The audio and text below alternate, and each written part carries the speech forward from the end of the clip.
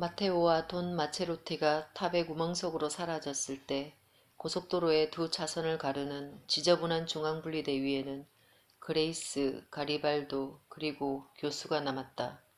침묵이 자리 잡았다. 시간은 얼마나 흘렀을까? 그들은 아무 말도 할 수 없을 것이었다. 시간은 탄성을 잃었다. 모든 것이 고요한 어둠 속에서 부유했다. 우선 그들은 기차역이나 건물 밑에 웅크린 사람들처럼 마냥 기다렸다. 교수는 낡은 가방을 다리 사이에 끼우고 탑 발치에 앉았다. 가리발도는 담배를 한 대, 그 다음에는 두 대, 그 다음에는 세 대 피웠다. 그레이스, 그녀는 마테오와 마체로티가 아직 살아있는지 상상하려 했으며 수백 번도 더 왔다 갔다 했다. 왜 나는 내려가지 않았을까? 그녀는 생각했다. 나도 죽은 게 아닐까? 그녀는 엉성하기 짝이 없는 자기 삶에 대해 생각했다. 고독과 불만족으로 가득 찬 삶이었다. 우리에게 삶은 단 하나뿐인데 내 삶은 완전히 망가졌지. 우스꽝스럽고 완전히 일그러진 괴물. 그녀는 수년 전부터 거리에서 견뎌온 온갖 조롱에 대해 그리고 잔혹함과 역겨움으로 사람들이 그녀에게 드리웠던 이름들에 대해 생각했다. 단 하나의 삶, 그 삶은 멸시와 천대의 기나긴 연속이었다. 그렇지만 그녀는 내려가지 않았다. 그녀 내부의 무언가가 그녀는 죽은 자들의 세계에서 아무 할 일이 없을 거라는 느낌을 줬다. 나는 사랑해, 이런 삶을. 서글프게 웃으며 그녀는 자신에게 말했다. 추하고 땀내 나는 삶이지만 그래도 나는 사랑해. 길게 뻗은 어두운 큰 길에서 그녀를 둘러싼 도시와 쓰레기통을 뒤집어 엎으며 투덜거리는 불황아들. 여기가 바로 내 집이야. 이렇게 생각하던 그녀는 상상해 본 적도 없는 더 많은 삶이 자신의 내면에 있었다는 것을 확인하고는 흠칫 놀랐다. 그녀는 내려가지 않았다. 왜냐하면 방황의 밤마다 그녀의 두 뺨에 달라붙는 불행한 기운에도 그녀는 이곳에 있기를 초한 세상에서 진흙범벅이 된 아이처럼 조금쯤 슬프고 연약한 이곳에서 사는 것이 좋았다. 몇 분 아니면 몇 시간인가 흘렀고 그들은 서서히 피로에 사로잡혔다. 가리발도는 돌벽에 등을 대고 교수 옆에 앉았고 그레이스는 풀밭에 누웠다. 옆으로 지나가는 차들에도 그들은 더 이상 놀라지 않았다. 그들은 이제 자동차 소리를 듣지도 않았다. 한 번은 파랗게 질린 얼굴에 입술을 바들바들 떨며 한 사내가 그들을 향해 다가왔다. 마치 그들에게 무언가 구걸이라도 하려는 듯 동전 한 입이든 담뱃불이든 아니면 다른 것이라도. 그렇지만 그는 세 사람의 형체를 발견하고는 마음을 바꾸었다. 본능적으로 아무것도 얻어내지 못하리라는 느낌을 받으면서 왔던 것과 마찬가지로 홀연히 사라졌다. 조금 후, 그런데 그건 정확히 언제였을까? 구급차 한 대가 한밤중에 신음하며 지나갔지만 그 역시 세 사람을 무감각 상태에서 끌어내지는 못했다. 분명히 그들은 잠이 들었다. 잠이 아니라 차라리 어떤 부재 상태라고 불러야 할 것이다. 그리고 머지않아 그들은 밤의 한가운데에 이르렀다. 그 밤은 침묵이었다. 자동차 한 대 지나가지 않았다. 도시는 어떤 소리도 내지 않았다. 문득 돌멩이 하나가 다른 돌멩이 위로 떨어지는 소리가 그들을 깨웠다. 한순간 그들은 일제히 일어서서 탑 문 쪽으로 재빠르게 달려가 두 사내가 사라졌던 계단 구멍 위로 몸을 숙이고 안을 들여다보았다. 거기 어떤 형체가 부산히 움직이는 어떤 형체가 있었다. 귀를 기울이자 억눌린 숨소리가 또렷하게 들려왔다. 돈 마체로티? 그레이스가 웅얼거렸다. 기쁨보다는 두려움이 더 묻어나는 목소리였다. 솔직히 말하자면 그들은 내면 깊은 곳에서부터 구태여 서로의 마음을 고백하지는 않았지만 길을 떠난 두 친구는 돌아오지 않을 것이며 마테오와 마체로티는 이 세상에서 영원히 사라졌다는 사실에 암묵적으로 동의하고 있었다. 돌연한 출연에는 마치 유령의 기환처럼 무언가 두렵게 하는 구석이 있었다. 돈 마체로티 신부님이세요? 가리발도가 다시 말했다. 오래지 않아 그들은 다시 올라오기 위해 길을 쓰는 한 사내의 형상을 분별할 수 있었다. 얼굴이 백지장 같은 사내는 물소처럼 헐떡거렸다. 그의 얼굴은 평소답지 않게 매우 창백했다. 그런 모습을 보면서 그레이스는 그가 이미 죽은 목숨이지만 어떤 수법을 통해 아직 걸을 수만은 있는 것이라고 생각했다. 그의 낯빛은 시체와 같은 생사빛이었으며 입술은 새하얗고 눈은 퀭했다. 그는 마지막 걸음조차 뗄 수 없는 지경이었다. 그레이스는 그에게 그처럼 족쇄를 채우는 것이 무엇인지 알 수 없었다. 혼자서는 해내지 못할 거야. 그레이스가 웅얼거렸다. 가리발도가 몸을 숙여 팔로 노인을 붙들고 있는 힘껏 잡아당겼다. 신부는 이상하리만큼 무거웠다. 그가 어떤 몸뚱이를 들고 있으며 그의 걸음을 방해한 것이 바로 그 몸뚱이라는 것을 교수가 알아챈 것은 바로 그때였다. 이 아이를 잡아주시오. 하늘의 사랑을 위해 이 아이를 잡아주시오. 마침내 신부가 마지막 힘을 쥐어짜며 말했다. 가리발도는 노인에게 이를 때까지 터널 속으로 내려갔다.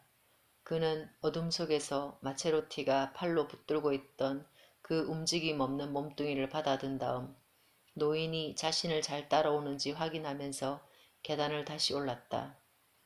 마침내 자유의 공기를 마주했을 때 가리발도는 탈진해서 바닥에 쓰러졌다. 그제야 그는 자기가 메고 온 몸뚱이의 얼굴을 볼 수 있었다. 그의 앞에는 6살 남짓한 어린 소년이 깊이 잠든 듯 했지만 이제 막 자유로운 공기 속에서 놀라움으로 눈을 크게 뜬 소년이 있었다. 그리고 가리발도가 그를 바라보는 동안 소년은 모든 사람을 얼어붙게 만드는 비명을 토해냈다. 신생아의 비명, 마치 공기가 생애 처음으로 목과 기관지를 타고 흐를 때와 같은 비명이었다. 해내신 겁니까? 교수가 어안이 벙벙해진 채 물었다. 내 말이 맞았어. 그게 바로 문이었어. 교수는 어린아이처럼 흥분하여 몇 번이고 말했다. 마테오는 어디 있어요? 그레이스가 걱정했다. 늙은 신부는 어떤 질문에도 대답하지 않았다. 그는 여전히 시체같이 창백한 채 숨쉬기가 힘들고 가슴 언저리가 끔찍할 정도로 꽉 막힌 듯한 느낌이 들었기 때문에 심장을 향해 한 손을 뻗으면서 어렵사리 다시 몸을 일으켰다. 이 아이를 데려가시오. 성당으로 어서 거기서 전부 얘기하겠습니다. 그러나 우선 이 아이를 가엾게 여긴다면 서두르세요. 무슨 일이 일어났는지, 이 아이가 누구이며 마테오는 어디에 있는지 이해하기 위해 일행이 꼼짝하지 않자 신부는 위협조로 다시 한번 말했다. 그것이 우리를 뒤쫓아 우리 모두를 따라잡으리라는 사실을 하느님은 알고 계십니다. 그리하여 더 이상 질문을 던지지 않고 교수가 먼저 걸음을 옮기기 시작하자 그레이스는 노인을 부축하고 가리발도는 아이를 팔에 안았다. 아이는 울음을 그쳤다. 아이는 공포에 질린 동물 같은 눈동자로 자기를 둘러싼 모든 것을 둘러보았다. 그들은 최대한 빨리 달렸다. 마치 범죄를 저지른 도둑들처럼 아니면 자신들을 뒤쫓는 이들을 두려워하면서도 갑자기 찾아온 자유에 흠뻑 취해 도망치는 노예들처럼 최대한 빨리 달렸다. 마침내 제주 누오보 광장에 도착하자 첫 번째 진동이 그들을 불시에 습격했다. 갑자기 땅이 우르릉거리기 시작했다. 아스팔트가 쩍쩍 갈라졌다. 발코니에 매달려 있던 것들이 떨어졌다. 빨랫감, 화분, 네온사인, 모든 게 뒤죽박죽이었다. 마치 괴물처럼 거대한 어떤 짐승, 눈먼 고래나 거대한 구더기가 이 땅속으로 미끄러져 들어가 지면을 물결치게 만드는 것 같았다. 곧 나폴리의 온 거리거리는 비명으로 가득 찼다. 한밤중에 깨어난 사람들은 무슨 일인지 어째서 그들이 자고 있던 침실벽이 마분지 상자처럼 우그러지는 것인지 알지 못했다. 온 도시는 공포와 절망에 젖은 푸름의 도가니였다. 가옥들은 그곳에 살던 사람들을 시멘트의 한숨 속에 침몰시키며 내려앉았다. 일행은 땅 위에 내동댕이 쳐졌다. 몇 미터 앞에서 가로등 하나가 자동차 2대 위로 곤두박질쳐 범퍼를 박살냈다. 제일 나이가 많았음에도 마체로티 신부가 가장 먼저 몸을 일으켰다.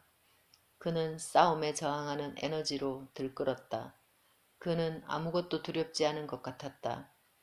그는 여전히 쓰러져 있는 동료들을 향해 폭풍우 속 선장처럼 냉혈하게 소리쳤다. 서두르세요. 성당 안으로 들어가야 합니다. 세 동료들이 다시 몸을 일으켜 광적인 발걸음으로 걸어가는 노인의 뒤를 쫓았다.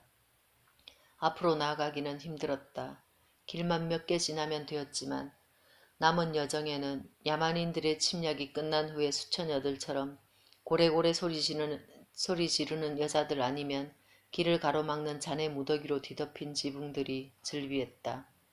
분간할 수 없는 혼돈 속에 호화주택이 붕괴되면서 완전히 가로막힌 세바스티아노 거리를 포기하고 그들은 멀리 돌아가야 했다. 여정 내내 일행들은 늙은 마체로티 신부를 인도하는 원기와 의욕에 입을 다물지 못했다. 도착하자마자 신부는 나머지 세 사람을 즉각 지하 예배당으로 내려가게 했다. 대지가 다시 한번 진동한 것은 바로 그 순간이었다. 마치 폭풍 후에 거침없이 흔들리는 배의 화물창에 있는 것만 같았다.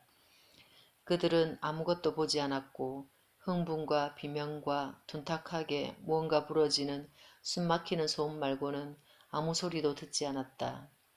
바깥에서는 모든 게 뒤죽박죽이었고 그들은 피난처에서 다시 나갈 수 있을지조차 알지 못했다.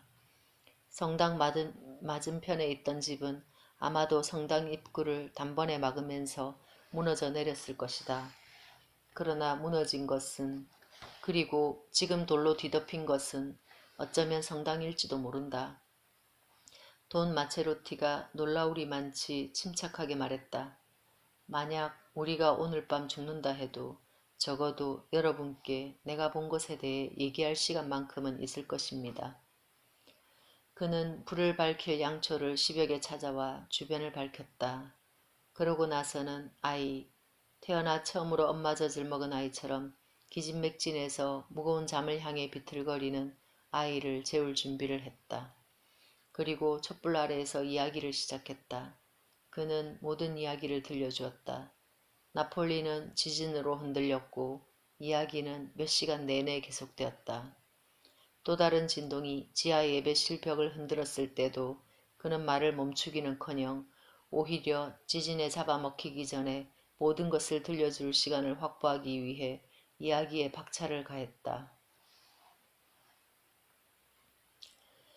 그날 밤 그들은 멀리서 들려오는 거인들의 분노처럼 작고 짧고 아련한 여진을 30여 번 느꼈다.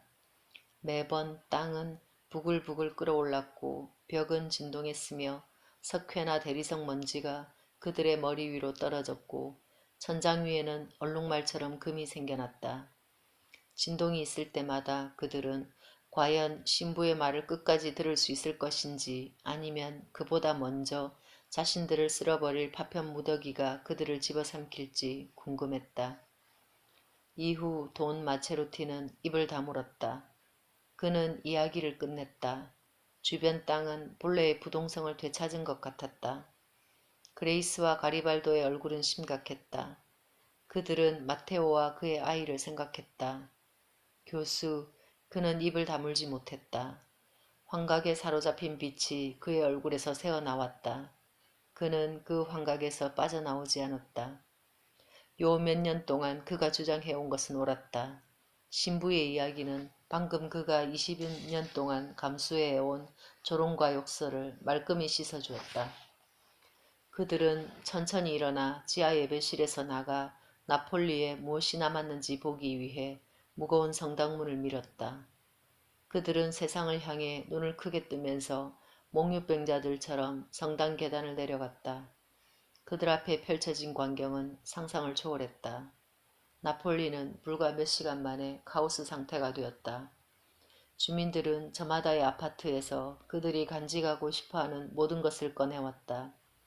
집의 붕괴가 그들의 가장 소중한 재산까지 파멸로 몰고 갈 것을 두려워하면서 사람들은 지붕 위에서 낡은 장롱이나 여행가방, 냄비 세트 또는 안락의자를 둘러싸고 서로 몸을 밀착한 채 앉아 있었다. 성당 앞에서는 젊은 여자가 마치 아기를 안듯 크리스털 샹들리에를 양팔에 품고 있었다. 사람들은 전부 밖으로 나와 있었다. 잔해와 깨진 화분 한가운데에서 그 옛날의 어둠에 잠긴 채 여기저기서 몇몇 사람들은 촛불을 밝혀놓았다. 아이들을 안심시키기 위해 노인들은 아코디언을 연주했다. 사람들은 웃어댔다. 마치 이 밤이 세상의 마지막 밤이라는 듯이. 내 사내와 한 아이는 잠시 그런 풍경 속 이곳저곳을 걸어다녔다. 그들은 서로 말할 필요도 없이 저기 항구와 가까운 곳 탑의 문이 매몰되어 이제 다시는 그 누구도 그곳으로 내려갈 수 없다는 것을, 그리고 죽은 자들이 그토록 분노한 것은 어쩌면 그런 이유였을지도 모른다는 사실을 본능적으로 알았다. 그들은 이제 두 번 다시 그날 밤 일에 대해 그 누구에게도 말하지 않으리라는 것을, 며칠 안에 가리발도가 마테오의 실종 신고를 하리라는 것을. 그렇지만 마테오는 결코 지진 피해자 명단에 올라가지 않으리라는 것을 알았다. 그들은 또 이 모든 일에 대해 아이에게는 아무 말도 하지 않으리라는 것도 알았다. 미치지 않고서야 6살 아이가 그 같은 이야기를 어떻게 감당할 수 있을까? 그들은 지옥에 대한 아이의 기억이 점점 희미해질 거라 장담하면서 아이 부모의 실종을 해명하기 위해 또 다른 이야기를 꾸며낼 터였다. 네 사람 모두 함께 아이를 기를 것이고 카페에 여유 공간이 있는 가리발도가 그곳에서 아이를 데리고 있을 것이다. 그레이스는 조금쯤 소심하긴 하지만 조카를 위해서라면 피를 볼 준비가 된 고모의 관심으로 아이를 지켜줄 것이다. 교수와 신부는 아이가 남자로 성장할 수 있도록, 그리고 마테오의 희생이 헛되지 않도록 아이의 교육을 전담할 것이다. 그 순간 그들은 스파카나폴리 거리를 지나 지진이 남기고 간 것들을 바라보았다. 이 재앙을 일으킨 것이 본인들인 것만 같았지만 그들은 아무 말도 하지 않았다. 그들은 낡은 세계는 죽었으며 이제 새로운 삶에 전념해야 할 때가 왔다고 생각했다. 나이가 적지 않고 저마다 마성을 간직했음에도 네 사람 모두 우정의 이름으로 아이를 양육할 것. 마침내 그들은 산 파울로 마조레 광장에 자리 잡은 사람들 한 무리에 합류했다. 꺼져가는 불길을 살리기 위해 네 사람은 성당에서 길다란 의자 2개를 가져와 여태 한마디도 하지 않고 다시 발견하게 된 세상을, 모든 게 망가지거나 땅 위에 주저앉아 버린 이 세상을 놀라 크게 뜬 눈으로 바라보기만 했던 아이를 둘러싸고 그곳에 자리 잡았다. 그들은 장작이 만들어내는 불꽃 옆에서 몸을 데웠고 흘러간 나폴리 노래를 부르는 악사들과 함께 노래하기 시작했다. 사람들의 목소리가 골목길 곳곳을 다시 울릴 수 있도록, 그들의 노래가 지표면을 타고 흐를 수 있도록, 그리하여 마테오가 그가 머무는 바로 그곳에서 그들의 가냘픈 음료를 들으며 모든 일이 잘 됐으며 이제 그들이 아이와 함께 있고 피포의 삶은 다시 시작되었다는 사실을 알 수 있도록.